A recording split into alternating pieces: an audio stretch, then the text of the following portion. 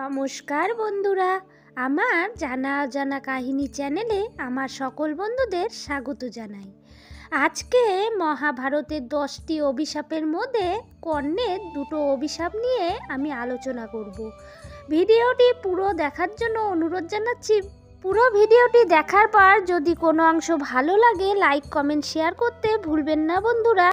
অভিশাপ যদিও সর্বাধিক ঘৃণ্য উচ্চারিত শব্দ, এটি আমাদের পৌরাণিক কাহিনীর একটি অবিচ্ছেদ্য অঙ্গ।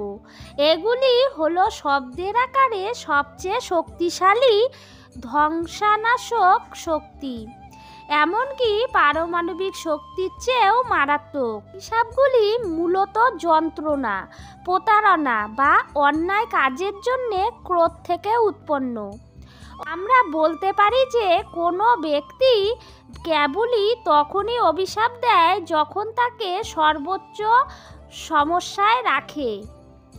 অভিশাপগুলির পিছনে আবেগগুলি এতটাই খাঁটি ও তীব্র যে এর প্রভাব চূড়ান্ত এবং দীর্ঘস্থায়ী, কখনো কখনো প্রজন্ম থেকে প্রজন্মতরে চলে। এই জন্য মহাভারতে এই জাতীয় বহু অভিশাপে ভরা মহাভারত।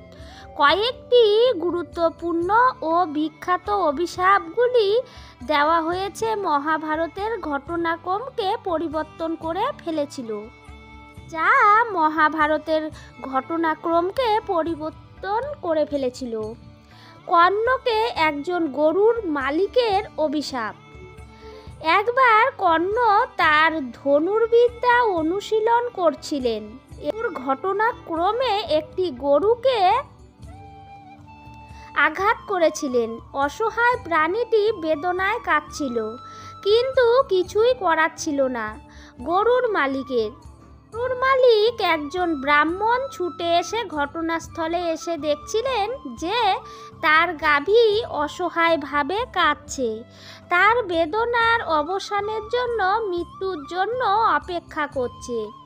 গাভীর পালক ব্রাহ্মণ তাকে অভিশাপ দেন যে মৃত্যুকাল উপস্থিত হলে কর্ণের রথের চাকা যখন মাটিতে বসে যাবে তখন সে এই গাভীর মতোই অসহায় হয়ে পড়বে।